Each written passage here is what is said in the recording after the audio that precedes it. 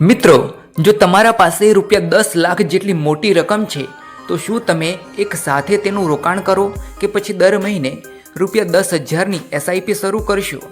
શું કરવું જોઈએ? મિત્રો, આ એક એવો સવાલ છે જે લગભગ દરેક રોકાણકારોના મનમાં આવે છે. અને સાચું કહું તો અહીં લેવાયેલો એક નિર્ણય તમારા આગામી 10 વર્ષના ભવિષ્યને સંપૂર્ણ રીતે બદલી શકે છે. તો આજે આપણે આ મૂંઝવણનો સ્પષ્ટ જવાબ ગણતરી સાથે સમજવાના છીએ.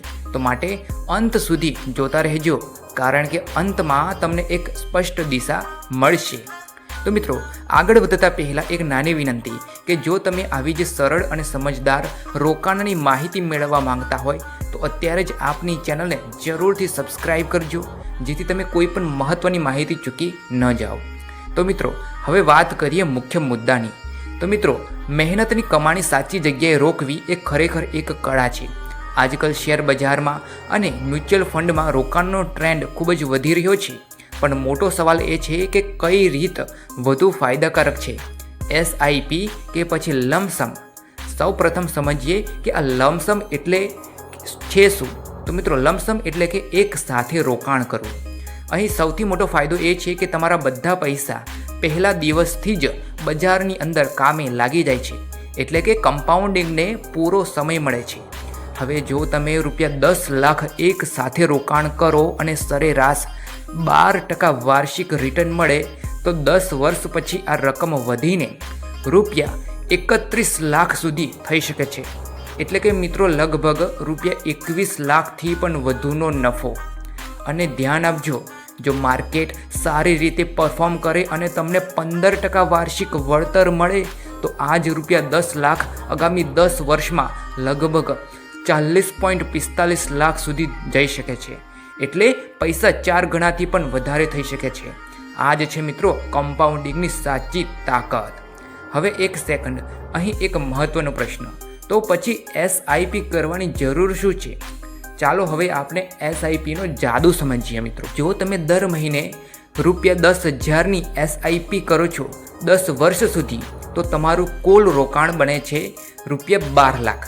હવે જો તમને સરેરાશ 12% વળતર મળે તો 10 વર્ષ પછી તમારી કુલ રકમ લગભગ 22 લાખ થાય છે, જેમાંથી 10,40,000 જેટલો નફો છે.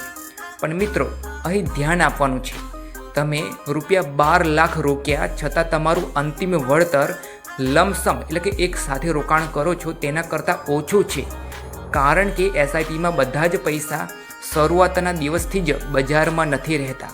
તમે જેમ જેમ દર મહિને પૈસા નાખો છો તેને તો માત્ર થોડા મહિનાનો જ સમય મળે છે વધવા માટે.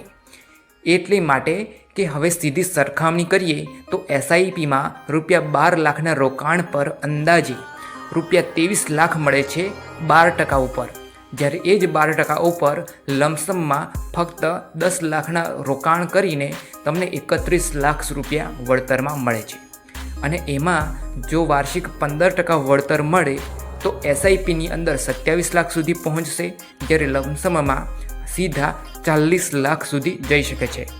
એટલે કે મિત્રો, અહીં સ્પષ્ટ જવાબ છે, લાંબા ગાળે લમસમ વધુ રિટર્ન આપી શકે છે. તો શું કે બધાએ લમસમ જ કરવું જોઈએ? તો મિત્રો, જવાબ છે નહીં. મહત્વની વાત એ છે કે જો બજાર હાલ તેના ઓલ ટાઈમ હાઈ ઉપર છે તો એક સાથે રોકાણ કરવું જોખમી બની શકે છે, કારણ કે જો બજાર નીચે જાય તો તમારી મોટી રકમ પર અસર પડી શકે છે. આવા સમયે STP એટલે કે સિસ્ટમેટિક ટ્રાન્સફર પ્લાન વધુ સારો વિકલ્પ બની શકે છે, જેમાં તમે ₹10 લાખને પહેલાં તો સેફ લિક્વિડ ફંડમાં મૂકો અને દર મહિને તેમાંથી થોડા પૈસા ઇક્વિટી ફંડમાં ટ્રાન્સફર કરો. અને મિત્રો, જો તમે નોકરી કરો છો, નોકરિયાત વર્ગમાંથી આવો છો અને દર મહિને થોડું બચાવી શકો છો તો તમારે SIP બેસ્ટ રહેશે, કારણ કે તેમાં તમને માર્કેટના ઉતાર ચઢાવની ચિંતા કરવાની જરૂર નથી. તમે નિયમિત રીતે રોકાણ કરતા રહો અને લાંબા ગાળે સારો નફો મેળવો. અને જો તમારા હાથમાં અચાનક મોટી રકમ હોય, જેમ કે બોનસ, મિલકત વેચાણ કે વારસામાં મળેલી રકમ, તો તમે તેને લમસમ દ્વારા તમે ઝડપથી વધારે સંપત્તિ બનાવી શકો છો. તો મિત્રો, સરળ ભાષામાં કહીએ તો જો તમારી પાસે પહેલેથી મોટી રકમ છે અને માર્કેટ યોગ્ય છે તો લમસમ તમને વધુ ફાયદો આપી શકે છે.